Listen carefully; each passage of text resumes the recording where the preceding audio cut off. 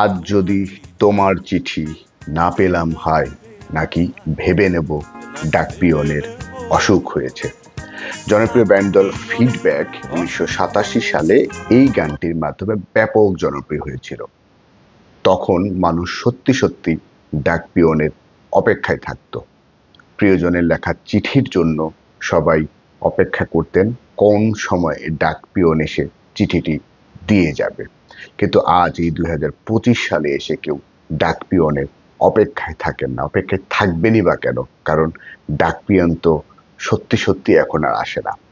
আর এই 2025 সালের এই আজকের সেপ্টেম্বর মাসে এসে এমন একজন ডাকপিয়নের কথা আপনাদেরকে বলবো, যিনি চরম মাত্রার ফাঁকিবাজ। মানে ফাঁকিবাজি করতে করতে এমন একটা অবস্থায় চলে গেছে যে একজন প্রাপকের ঠিকানায় যে চিঠিটি পৌঁছে দেওয়ার কথা, সেই ঠিকানায় তিনি যোগাযোগ না করেই সেই চিঠিটি ফেরত পাঠিয়েছেন এবং উপরে লিখে দিয়েছেন প্রাপক মারা গেছেন, তাই চিঠিটি ফেরত পাঠানো হলো। এমন একটি ঘটনা ঘটেছে বাংলাদেশের উত্তরের জেলা চাঁপাইনবাবগঞ্জে। আজকে বিভিন্ন গণমাধ্যমে বিষয়টি নিয়ে প্রতিবেদন প্রকাশিত হয়েছে। সেটি পড়ে যেটা জানলাম যে চাঁপাইনবাবগঞ্জ শহরের একজন বাসিন্দা, যিনি গত এপ্রিল মাসের দিকে অসুস্থ ছিলেন, ঠিক ওই সময় তার একজন ইনকাম ট্যাক্স লয়ার তাকে একটি চিঠি পাঠিয়েছিলেন।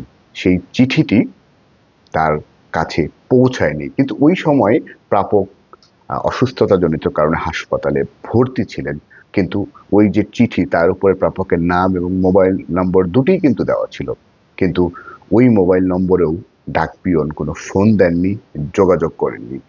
এই সম্প্রতি 21 আগস্ট ওই প্রাপকের সঙ্গে যিনি চিঠিটি পাঠিয়েছিলেন তার সামনাসামনি যখন দেখা হয়ে যায়, তখন তিনি জানতে পারেন যে তাকে সেই এপ্রিল মাসে চিঠি পাঠানো হয়েছিল এবং সেই চিঠিটি ফেরত এসেছিল এবং সেটার উপরে লেখা ছিল তিনি নাকি মারা গেছেন। বিষয়টি নিয়ে গণমাধ্যমে প্রতিবেদন হওয়ার পর ব্যাপক আলোচনার সৃষ্টি হয়েছে।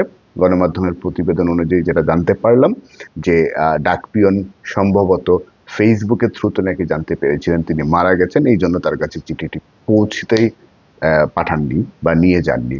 এখন গণমাধ্যম কর্মীরা কথা বলেছিলেন পোস্টমাস্টারের সাথে, তিনি অবশ্য বলেছেন যে এটি ক্ষেত্রে কোনো ভুল বোঝাবুঝি হয়ে থাকতে পারে, ভুলের কারণে হয়তো বা চিঠিটি তার কাছে যায়নি, তবে তার বিরুদ্ধে বিভাগীয় ব্যবস্থা নেওয়া হবে।